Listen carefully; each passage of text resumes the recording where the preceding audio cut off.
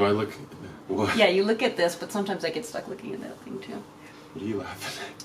Hi guys, welcome back to another Crafting with a Cocktail. So today's cocktail was kind of a little invention of my own.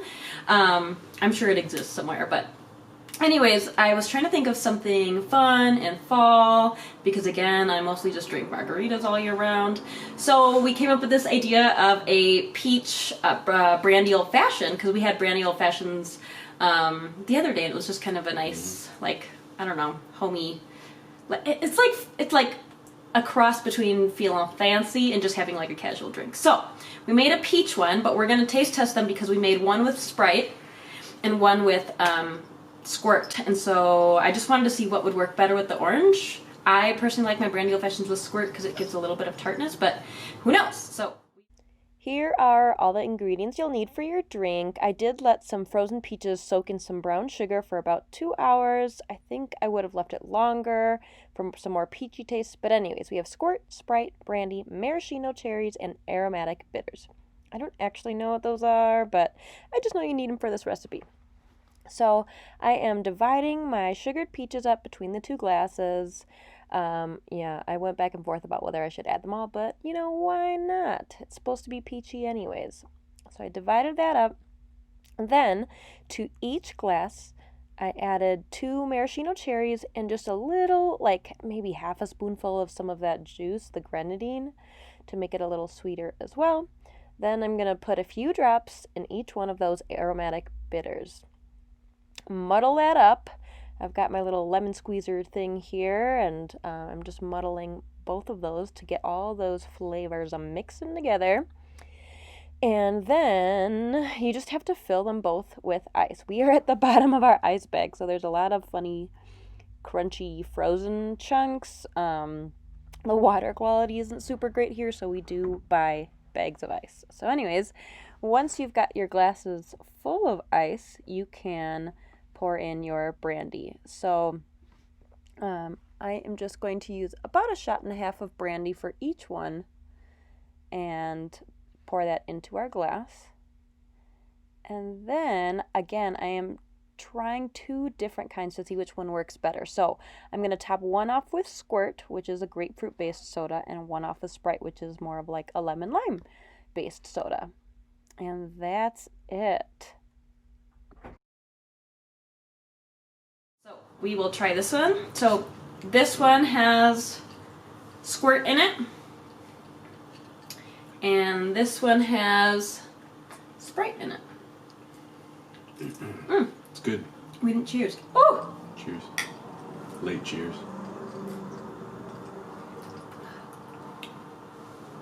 So normally I use this like bigger shot glass that we have, but I didn't, it was dirty, so I used 1.5 shot glasses of brandy, and it's strong. This one's a little smoother, I think. What do you think? I actually think this one is. I like this one more. Of course, you like the one that's stronger. Okay. Really good though. Thank you. I like them both, but I think this one's... You like that one better? Yeah. Sorry guys, I promise we'll start crafting soon. We're just taste testing. Definitely both good though. Ooh! That one's too strong for me. The Sprite, okay. The Sprite, it's like water. Like, it just tastes like a giant glass of brandy. You can have that. And I'll take the Squirt one. It's a little Keep smoother. the sweetness. I like it. I think it would be a little more peachy if I left the peaches like overnight sitting in the sugar as opposed to just a couple of hours to infuse it, or even let the peaches soak in brandy overnight. That's the only thing that's missing, is it could use a little more peachiness, but it's good otherwise. You think so?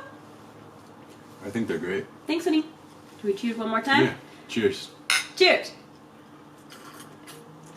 All right. I guess, you know, pick whichever you like. Do you like it stronger? Or do you like it a little smoother? So, all right. Let's move on and see what we're making today. All right, before we jump into today's DIYs. I just want to express why we're making them. So today's video is revolving around Friendsgiving or Thanksgiving ideas, but I just want to say that, you know, although we celebrate Thanksgiving, I do enjoy gathering with friends and family to eat a delicious meal and express gratitude, but to also recognize that that's a really sensitive topic for a lot of people, is the colonialization of America. So just be conscious of that. I think it's really important to express gratitude year-round and acknowledge the people who love you and support you. And so that's why I'm making this video. I don't want to feel like I'm recognizing this holiday and overlooking its history. So it's great to be kind, it's great to express gratitude, and it's great to be aware and just acknowledge the history of this country as well. All right, let's get started. On to the crafts. So our first DIY is this gorgeous birch wood, like platter, serving tray, candelabra. I don't know what to call it, but I'm obsessed with how it turned out. I found this at a Dollar Tree in Taos, which is about an hour away from me. I've never seen it at any Dollar Tree ever, so as soon as I saw it, I knew I had to make something with it. And I got this birchwood idea and technique from another channel, which I will link below. It is from Hot Humble Pie's channel. It's like an easy DIY birchwood, I think it's called. I'll link it. But anyways, I basically use her technique. I do it a little bit different, only in the fact that I use a little bit less tape, which is what I'm doing here, is wrapping my area that I'm going to make into birchwood with tape. And then I did use slightly different colors than she had, just because she had mentioned specific colors, and I just used whatever I had on hand. So here you can see I'm just making sure to wrap my masking tape around, I think I did maybe 2 layers, but making sure to cover all the areas that I want to look like birchwood. So there you can see it up close. And now I'm just smoothing out all those little wrinkles, because they actually end up adding a lot of texture and look a lot like birchwood in real life. Then I'm pouring out my Waverly paints. I'm using my Waverly white chalk paint, and I'm using some of the antique wax, although I'm first starting with just the white paint. So what we're going to do is coat our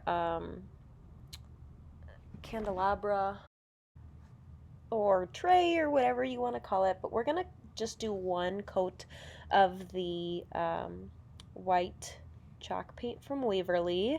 This is one of the small differences between her video and mine, is I just did 1 coat instead of 2. I just felt like birchwood isn't super bright white, and actually my honey's an arborist, and I asked him what he thinks, and he was like, yeah, it looks pretty good. So I just coat it once. Because of the masking tape, I think because it's not a smooth surface, it was a little bit difficult to get all of that paint around, but just make sure you do one nice coat and get it into all those little nooks and crannies and wrinkles as well. Once that is basically dry, or at least I thought it was dry, it kind of was a little wet, but it actually ended up working in my favor. I'm just going to take a chippy brush along with the antique wax from Waverly, and I'm going to dry brush it across all areas of my piece.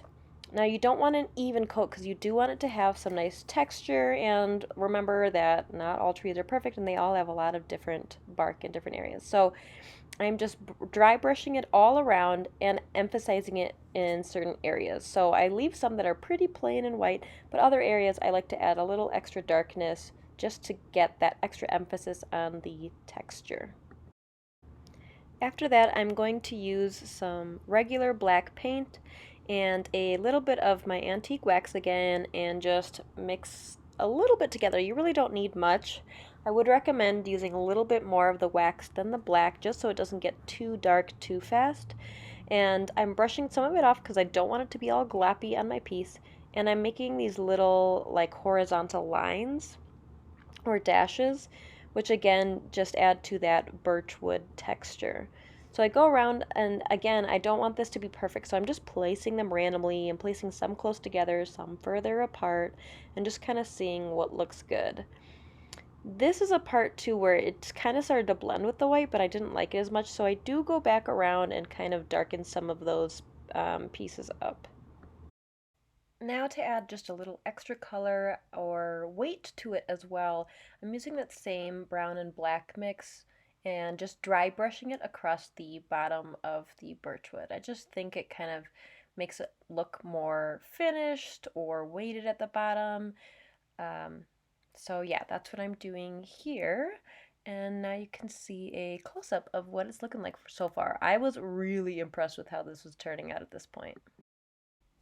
Okay, this is the most time-consuming part. We are going to just take some hot glue and some jute or rope. I honestly don't know the difference. I'm just learning these names as I am exploring more on YouTube. But we are taking this cord or jute or rope and gluing it around the entire bottom of this dish. We're not going to do that kind of candlestick looking part or that stem, just that flat bottom piece. So just so it's not too painful, I am going to skip through and just show you parts of my progress because this does take quite a long time. This project in general didn't take very long, it's just this part that was time consuming. So again, I'm just going to show you this in phases so you can see the progress a little bit more magically because it is not that graceful watching that entire process. Once again, my hot glue gun burned me several times, so I have seen those cool little like silicone, I don't know, like fingertip protectors for hot glue on other people's channels, but I cannot find them at any of my Dollar Trees. I have seen a few of them and I just cannot seem to find it. So, if you happen to be a Dollar Tree hoarder and you have an extra one, I would love to have one. If not, no big deal. As I'm going around here, I did notice too that the more I glued down areas more consistently, the better it stuck. So for example, like in the beginning, I would skip little areas, but then it almost looked like I had a gap. So I definitely ended up realizing that I need to pretty much glue down every single area. I was trying to save myself some glue just by trying to skip those areas, but it turns out way better if you just do it. It also gets really hard. As you can see, I'm almost right towards the center here, finally almost done. It's really hard to squeeze my little glue gun in there. I mean, I'm glad that I have a small one, but it was pretty difficult. So it was almost like I was just blindly letting the glue drip there and hoping that it will land in a place that would help it stick. I think overall this process probably took, I don't know, 15 or 20 minutes. Again, it's not hard, it's just really time consuming.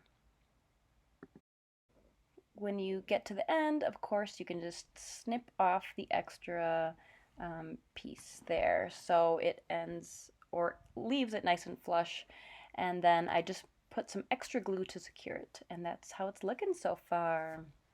Now I'm using my Deco Color Gold oil-based paint marker that, again, I think I've mentioned this in other videos, but I get it from Walmart, but it's sold out often, so I try to pick one up when I find it.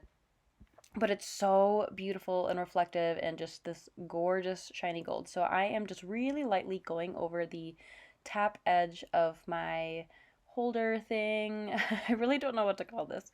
But I just wanted this cute little reflective rim to match how we are going to paint the bottom of this object. Here's a little bit of a close-up so you can see what I'm talking about on this night's gold reflection. So admittedly, I did use a coat of some metallic gold paint, acrylic paint first on the bottom, and it was so blotchy and so gross. I tried doing 2 layers and it just did not look good. So to be honest, I gave up and started just using my Deco Art pen on that and just kind of letting it pool up by pressing down on the pen and then just spreading it out with my brush. It did turn out like kind of chunky and textured because of the paint underneath it as well, but I don't mind. I think it really added a lot of character to the piece. And now since I'm using the same pen from the rim of the object to the stem, I think it matches much better.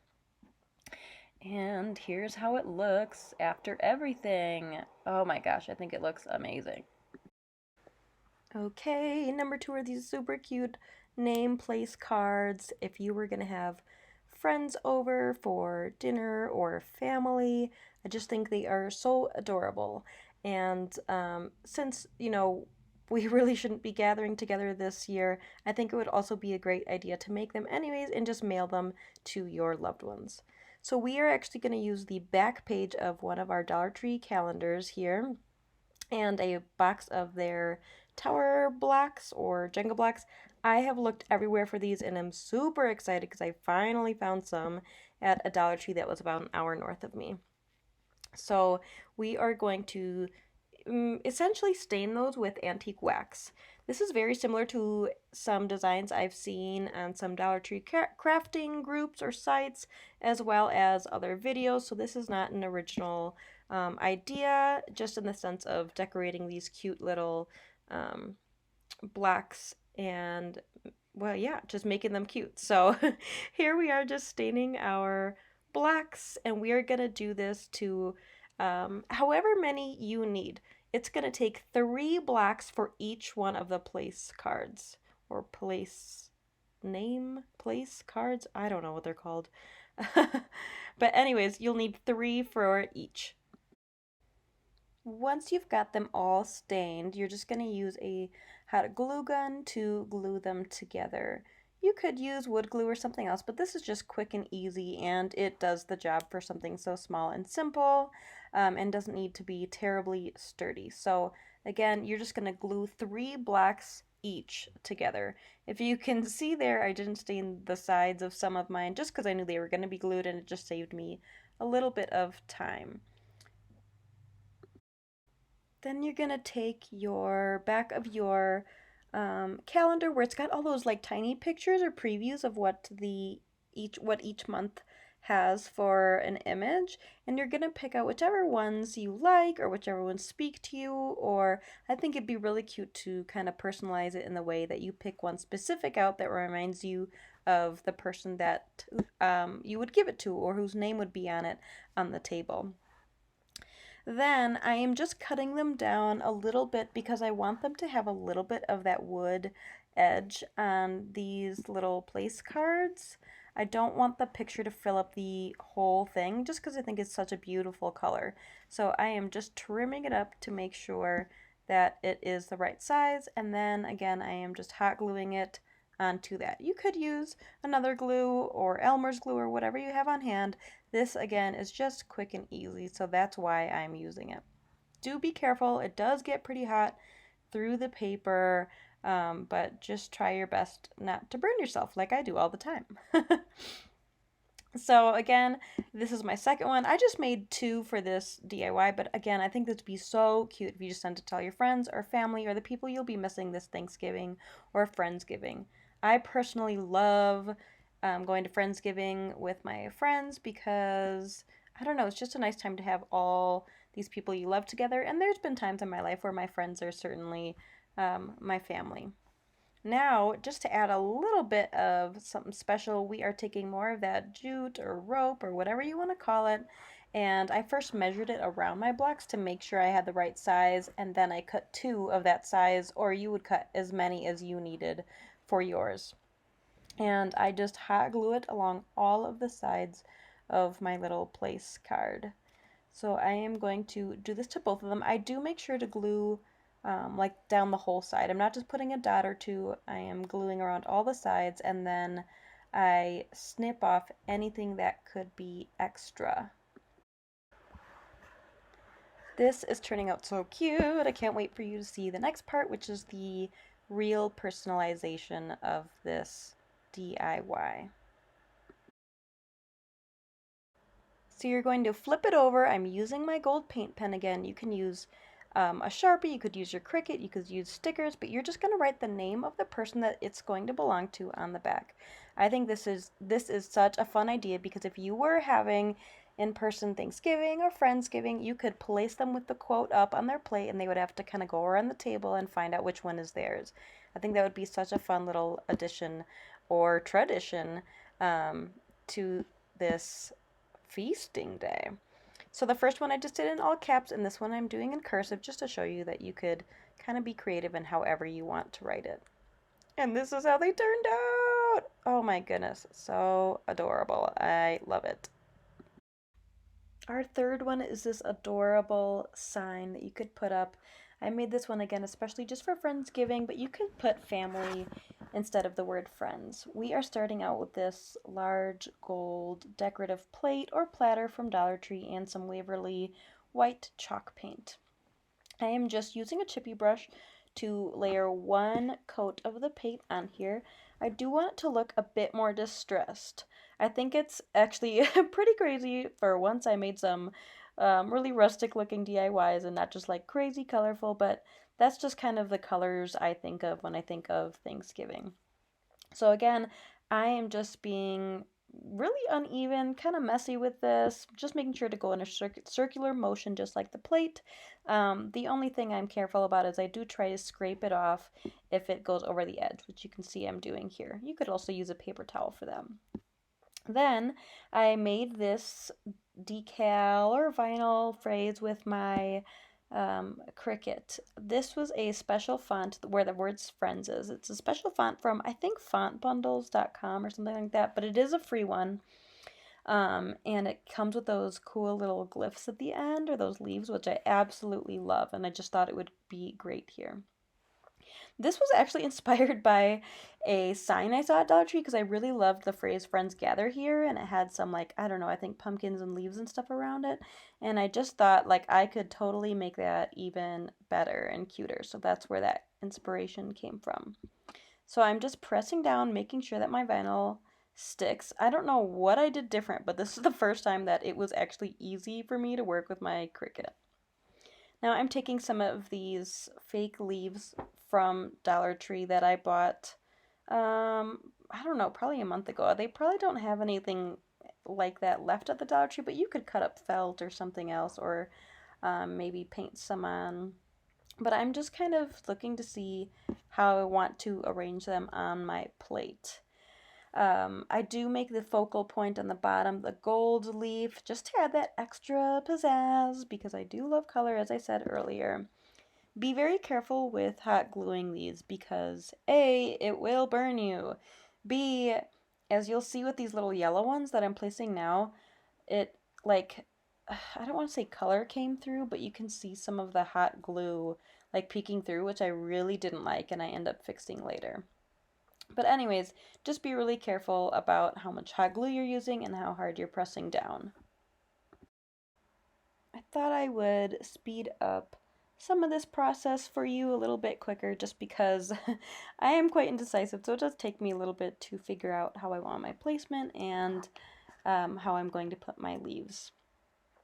The top, I actually originally wasn't going to put leaves there, but it just really felt like it was missing something without having something there. So I do end up putting some leaves there and having a little bit of that gold just peeking underneath the other colors to offset or balance, I guess not offset, but balance the gold from the bottom.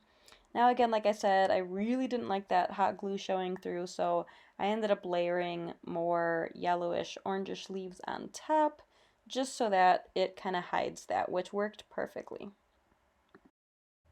Once you're done with that, you're going to use some more of that jute or rope or whatever, and just tie a regular old bow on it. I just think, even though it was simple, it just looks perfect here. This DIY was literally so quick and so easy, but so incredibly stunning.